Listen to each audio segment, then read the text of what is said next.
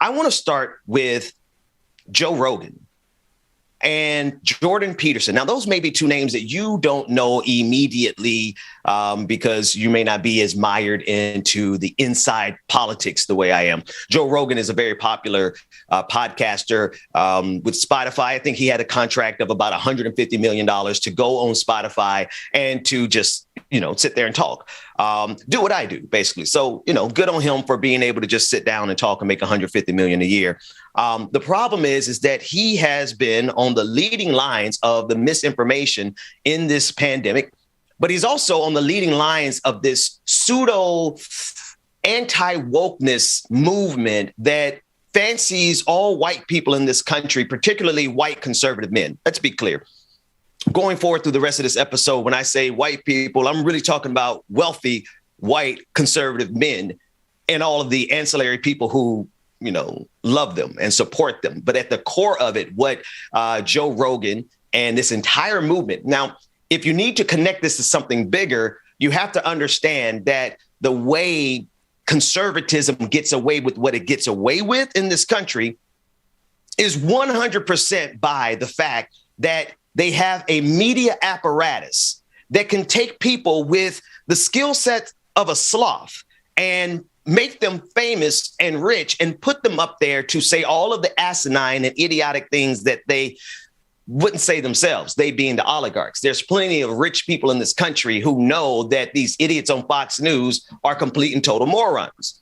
They know that they're lying.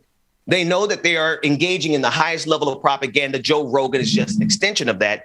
Joe Rogan is more of the bro portion of that conservative movement. Here's what I want to play. I have two clips of him. The first clip is really talking about Michael Eric Dyson.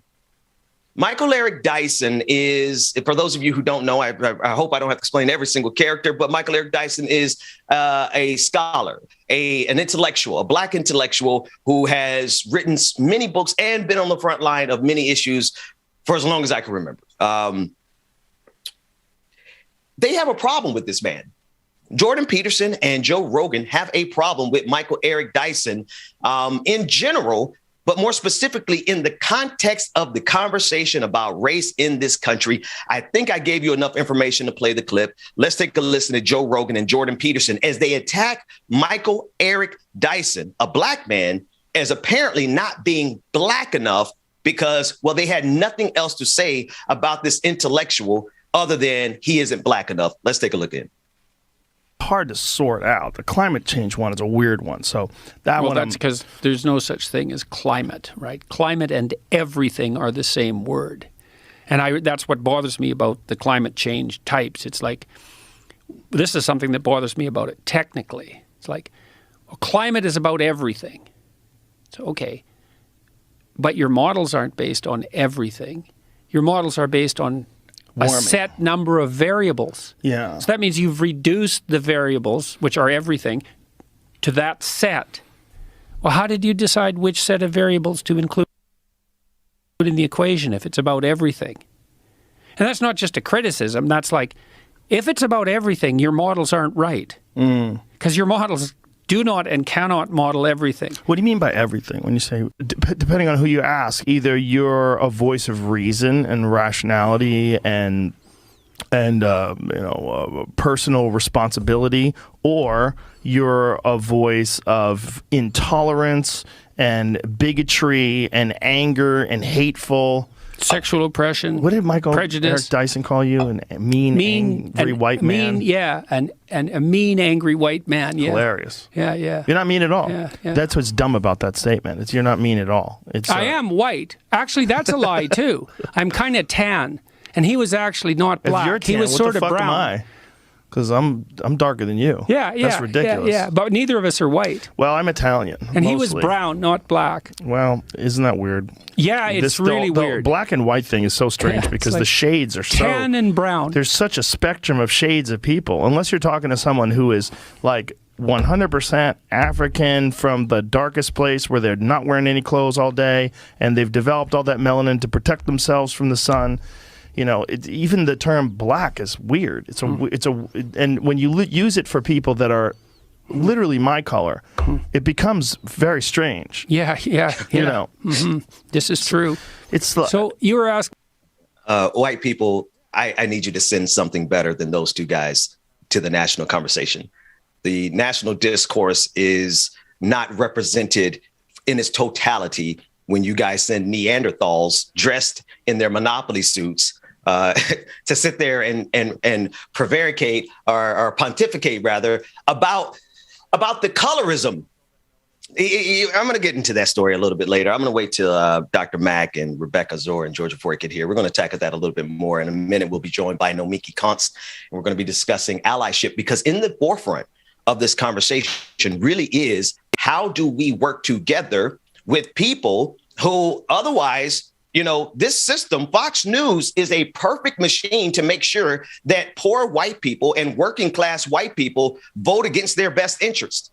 It's literally, I think that is in the secret job description at Fox News, for you to get people, white people, poor white people specifically, to vote against their own best interest.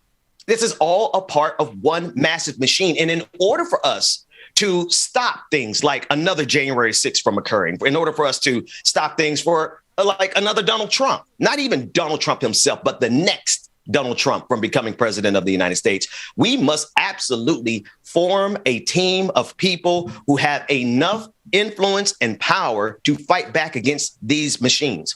And here's what I'm saying. While you personally may not have ever heard of Jordan Peterson, and you may never ever seen this episode or this clip of what we're talking about, millions of people watch and listen to this every single day. Okay? Millions, to the tune of Joe Rogan having a $150 million contract with Spotify. If you have Spotify, you just sponsored the content that we just listened to. Now, that said, I want to bring in my sister from another mister, Nomiki Konst of the Nomiki Show. Nomiki, I know it's got a, I know you're not a fan of either of those two guys. So I hate to have you here on behalf of the white delegation in the middle of this conversation, but we got to do something. I mean, these guys, they're not working with a full bag of integrity or intelligence. Yes. I mean, I remember about a year and a half ago, it's hard in pandemic timeline, of course, a year and a half ago, I remember folks were saying, Rogan's really great. And of course, he endorsed Bernie Sanders, but he started to get a little slippery about a year and a half ago in a more aggressive way. And I paused and I said, we as a movement, and I love Bernie in so many ways, but, campaigns are very fast. And I'm not expecting that Bernie Sanders was watching Joe Rogan or listening to Joe Rogan. I just expect he listened to his advisors, which is what, most presidential candidates should do, because they shouldn't be sitting there watching his 3-hour episodes. But what was important was he said, he's going to help Rogan is going to help bring in folks that are disaffected. Well, I believe that Joe Rogan was really trying to pull in progressive Bernie folks who watch and listen to, whatever Bernie says into his audience, because, you can't have it both ways. You can't have Bernie Sanders and say you're a progressive and you believe in Medicare for all, and then have Jordan Peterson on. And Alex Jones is a regular on his show. And I'm so happy that Neil Young used his power, his labor, essentially, if we're going to really break it down, as leverage, because Neil Young is obviously an extraordinarily famous and well listened to musician over the last, 5 decades, 6 decades. And comparing that to a $150 contract with Joe Rogan, is it really worth it? And my guess is probably other musicians are going to come in and say the same thing, because it's just not worth it at the end of the day. You're talking about the legendary Neil Young, who is pulling his music from Spotify because Joe Rogan has this massively lucrative $150 million contract with Spotify. And it's not just the first portion of the clip we played, Nomiki, was the climate portion, right? Which I don't want to dismiss that portion, because it's just as important when you considered, it's spring here in the winter in the South. My thing is that there's so much money behind misinformation in this country. It's almost as if people like yourself or myself or anyone, like look at organizers, look at the people who actually go out here and do all the best work at the bottom of the financial structure here, while morons and propagandists like Joe Rogan literally are at the top of propaganda mountain here.